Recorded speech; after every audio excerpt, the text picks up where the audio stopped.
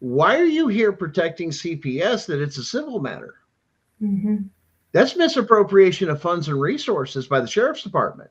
Yeah, There's 100%. been no crime. You're here to intimidate now. Right. That's pure intimidation. Why? Because there's been no crime. Dispatch has not been called. There's no probable cause for you to be here or to be dispatched other than working security for somebody. And on top of it, this is the disgusting part, especially Blunt, all you sheriff's deputies out there, especially Blunt County, listen real good.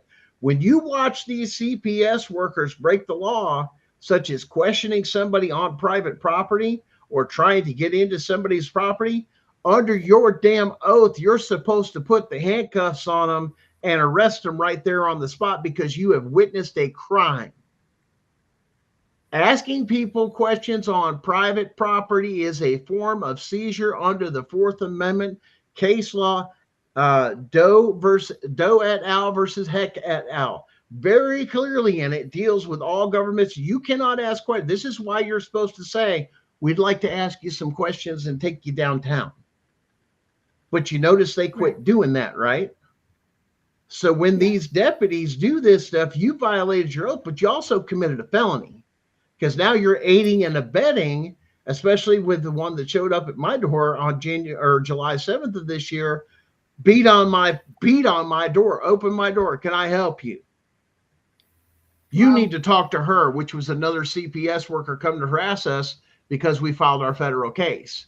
And I go, so you knocked on my door in your official capacity and power as a sheriff's deputy to force me to speak to this person, which on my private property, which then began to ask me questions and everything else recorded, committing felonies, and you stand there with another deputy and two caseworkers, and you didn't protect the people that you were elected as in the sheriff's office, that the sheriff failed to have his deputies take in what? Protect the people that elected you.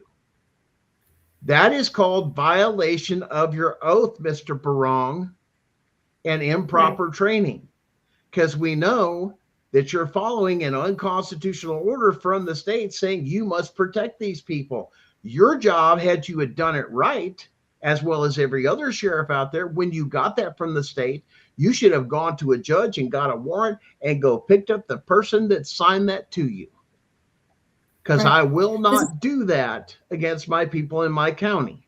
Violate or cover for your crimes.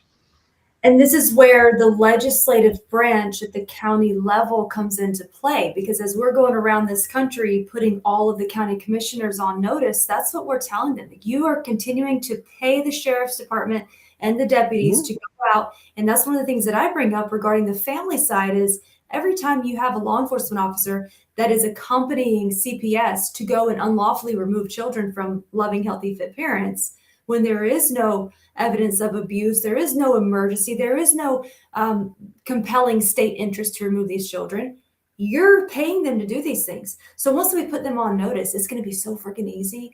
This is why to do that, but to turn around, these are article. Did I freeze? You froze.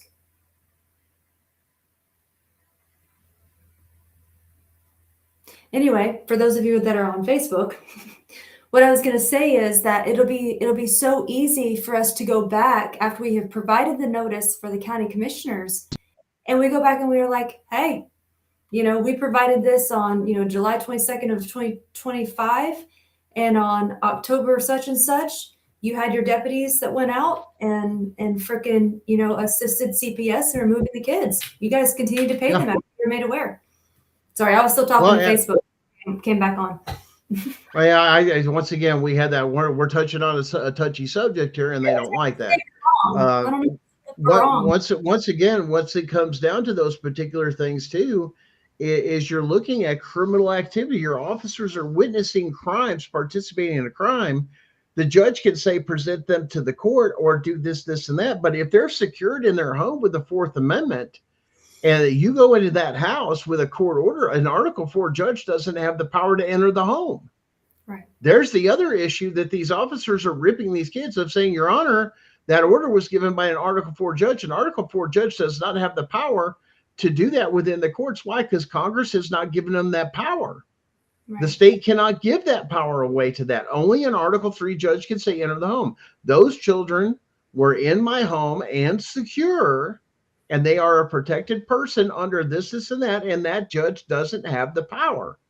Right. And when they take and they look at that, and you can point that out on top of that, oh, wait a minute, you got judges giving or orders that they don't have the power to give? Yes. These family court judges think that they are exactly a big boy judge in the big boy courtroom in the big criminal court and have that power and have earned the same equality. See, there's that whole thing for that bullshit equality of you're not to that level. You don't have that power. You haven't demonstrated that you understand the concept of it, obviously with the illegal acts that you're doing, but the fact that you're not even educating the deputies. Did you know which judge did sign this? Right. No. Did you teach the deputies that it has to come from an Article 3 if those kids are in the house? So long if they don't leave the house, they're not out in public, you can't. Right. You can't. Nope, they don't. And if you do, you've just committed a crime. And when you articulate that way, oh, wait a minute. Yes, you've got family court judges saying, I'm having CPS remove the kids. Well, we have a court order to remove the kids. So the kids are in the house. Mm-hmm. Kids are on my property. You can't. So long as it's here, I'm secure under the Fourth Amendment. And when you turn around, once again, because they'll keep doing that stuff back and forth, to cover each other. Of course, they're not going to take it and look at it from a constitutional perspective, but they should. They're required to. It's part of their oath. It's part of their insurance, everything else, but part of the class. But then it goes into, are they getting paid training to properly say and think, instead of being a robot as a deputy, to turn around and say, is this constitutional what I'm doing? Right. Because they're not even asking that question. They're just doing what they were trained to do. And like you said, you've got other, people in law enforcement that have come forward here in Blount County, here in other counties and everything else of saying, listen, man, I wasn't going to follow an unconstitutional order, but at the same time, I sure as hell wouldn't want that happen to me. Yeah.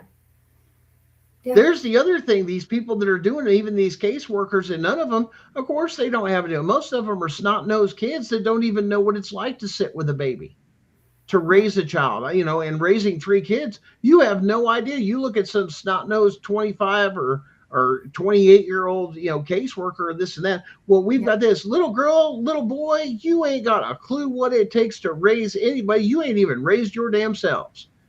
Yeah, a lot of times.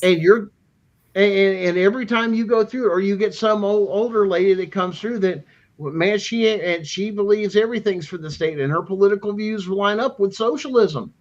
100%. People that serve in our government offices and our government capabilities should be 100% American bred through and through. Socialism is illegal in this country. Matter of fact, there was just something passed in Congress making socialism, calling out socialism as being illegal in our country. It's now, I believe it's going to become a criminal act.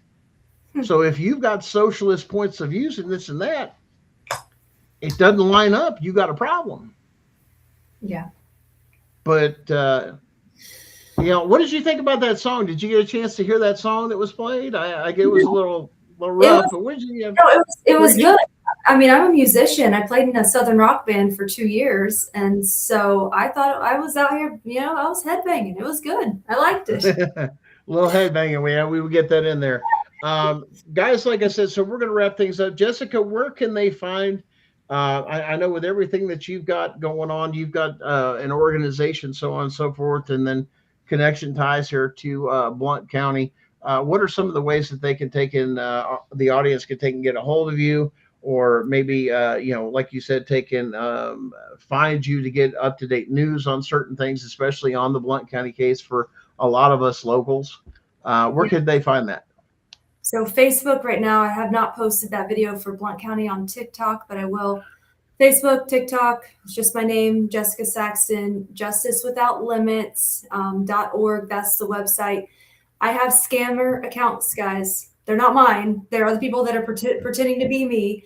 But if they don't have 50,000+ followers on their account, and if they don't have 14,000 followers on TikTok, so 50,000 on Facebook, 13 on TikTok, it's not me. So make sure if people are pretending to be me that you check it. They will ask you for money, for donations. I do operate 100% on donations, but I don't ask individuals for money. So if you get these messages, know that it is not me. And then Justice Without Limits, that's our website. And I say our, when I say our, I mean we the people.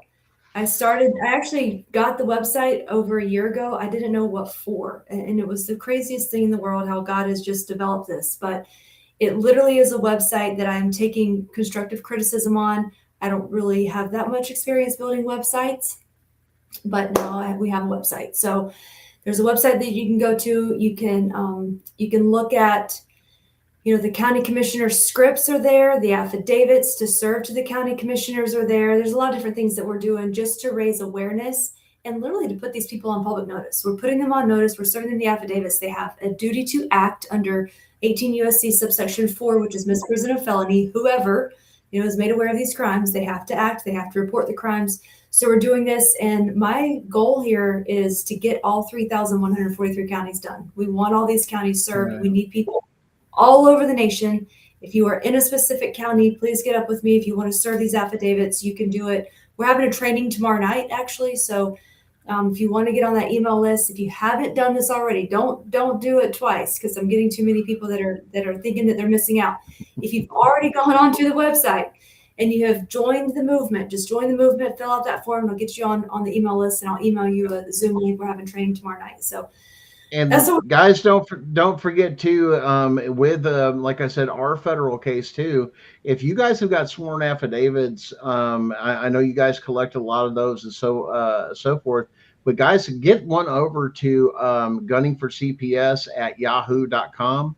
That's gunning the number 4 and then CPS, just like the show. But it's at Yahoo, not Gmail, because Gmail has issues and they were starting to hack some of those different things.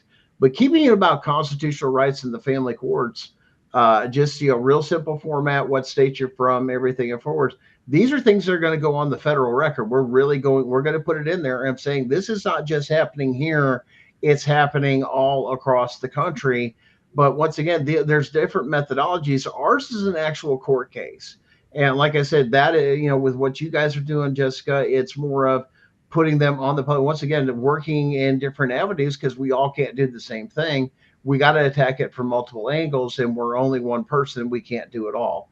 But guys, don't forget those affidavits to get those in. We're still collecting those. I know we've kind of taken a break with things, but we've just really been hitting hard with some of the things there. And Jessica, I want to thank you for coming on tonight. It's been a great pleasure. And Blount County, just the ability to give Blount County a voice, especially those that have been abused, taken advantage by several of the state actors that we've included, as well as multi-state actors, I guess you could say, because it's not just one state, of how they network this corruption. This is a national problem. And this is why CPS needs to be abolished. The court systems need to be going back to exactly what they were designed, 50-50, before, after, keeping it simple. We have law enforcement for this, guys. Once again, we're not saying leave the children unprotected, but if there's been truly a crime, meet the criminal standard and then prosecute them to the fullest extent of the law. And I know Blount County has been frustrated with some of the judgments that have come out with some of the teachers and so on and so forth that have been found guilty of doing sexual crimes against children, inappropriate touching, so on and so forth, let alone the amount of sentencing that they do. Well, and I know that the district attorney's office has said, well, we'll have to go to state legislators. That's one thing legislators need to look at too, is these crimes for actually doing it, where they have true hard evidence of them harming children and abusing children to the fullest extent of the law.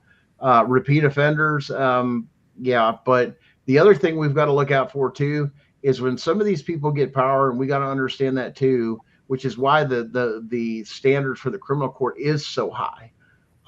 Watching out for corruption, because people will frame you, including people that will work together in a RICO sense of the district attorney's office, failure to investigate crimes, the sheriff's office, failure to investigate crimes, all these things. Why? Because they're covering up the system, because they all benefit from this. Anybody that's involved in county resource of some sort or state resource, they all financially benefit from it. And it's not about, this is supposed to be a burden upon our society or anything else. It's not supposed to be a profit winning thing. And like I said, this is understanding you're glorifying, especially with child abuse and so on and so forth, those type of things, you're glorifying it by making it and accusing everybody of it to make a paycheck. And we're saying that this is a new norm, that we have that many. And for 50% of the children in Blount County, Tennessee, to be in foster care, it shows a huge red flag for corruption. And all the markers are there, Jessica. I mean, and you know that, and most people just, I can't take it anymore. But somebody's going to have to stand up and do something. Somebody's going to have to speak for the children. Somebody's going to have to speak for the families that can't, the families that are so broken because of these court systems, that I've literally seen these court systems try and tear families apart over false allegations and everything else for them to make money, and then cause divorce to go through the divorce court because it makes more money for the same system, especially here in Blount County. This is all about them getting rich. And if anything, this should be the scourge of our society, that we even have this. But to glorify it and make it such a big issue where it's not is almost utterly disgusting. We shouldn't be glorifying this stuff. We should be looking down our nose. It should be the scourge upon us. We should do better as a community, as a society, as an individual, to not allow those things to happen. But I think the one important thing is that we got to point out too, it's not up to the responsibility of the government. It's up to we, the people. It's us. That's where the power lies. You said someone needs to speak up, and I'm sitting here like, yeah, it's us. It's us. Yeah. Like, we are the ones that's why we're here. And get this Absolutely. done. That's why I keep encouraging people, don't be silent anymore. If you're silent, they're going to win. You're literally, if you forfeit, if you stop talking, if you stop exercising your power that has been granted to you. Remember, the Constitution was put in place to protect the people from the government, not the government from the people. It was meant to restrain the government, not to restrain the people. So we need to start acting. Jessica, as our authority. Let's just keep it rolling, keep it going. Thank you. Update through Blount County, Tennessee, and we'll catch you next time. Thanks again, Jess. I appreciate it. Have a great evening. Talk with you later. Well, guys, there it is. Names are named. It's out there in the open. Mass corruption. If you're here in Blount County and you know all this stuff's going on, it's time. It's time to come together. It's time to speak out. It's time for your voice to be heard, not just in Blount County, Tennessee, but a lot of this people are saying across the country. That story sounds just like mine. Well, guys, it's time to come together with the people of your county and stand up. Go follow me on Facebook. It'll be at the closing credits this net where you can get in touch with us. You can send us letters. You can send us emails, so on and so forth. All those things to reach out to us. Guys, stay strong. Love on each other. Just remember, you're not the only one going through it. And remember, you got to make a choice. Regardless of what comes against you, you still have the power of choice that can never be taken from you. And choose that I won't stand for this anymore. Our voices are being heard, and it's about to all go down. And yes, we're looking forward to Canada having their revolution up there with everything that's going there, John. Absolutely. Guys, thank you so much. Join us again next week for another edition of Gunning for CPS. Have a great day, guys.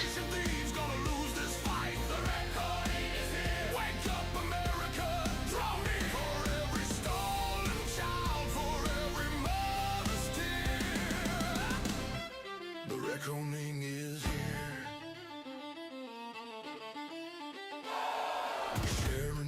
black stone when Kentucky crossed the line. Took her babies for revenge, thought they'd break her spine. But every tear she cried turned into molten steel. Molten steel. Forged a blade called justice that no court can conceal. From Maryville to Frankfurt, the corrupt began to run. They woke the sleeping giant, and the reckoning begun. Now 1 million parents marched with torches in their hands, from the hollers to the cities, across these stolen lands. Gunner's voice on the podcast was the battle horn blast. Every episode another nail in the empire's casket. He named the day, he named the hour, he named the final stand. He called it the reckoning. Now it's sweeping the land. This is not politics. This is not left. This is not left or right. This is the line in the dirt where parents say, not one more child tonight. Gunner Evers drew it. Sharon Evers holds it. America crosses it together. When the last courthouse falls and the last black robe burns, when the last caseworker flees and the last stolen child returns, we'll raise a monument on the ashes of their throne, carved in Tennessee granite with these words alone. Here died tyranny at the hands of a dad and mom. The reckoning came, 2020 seats the storm. This is the reckoning. Gunner Evers pull it loud. Blount County in ruins, Kentucky in a shroud. CPS is finished. Hear the death knell ring. Every stolen child coming home.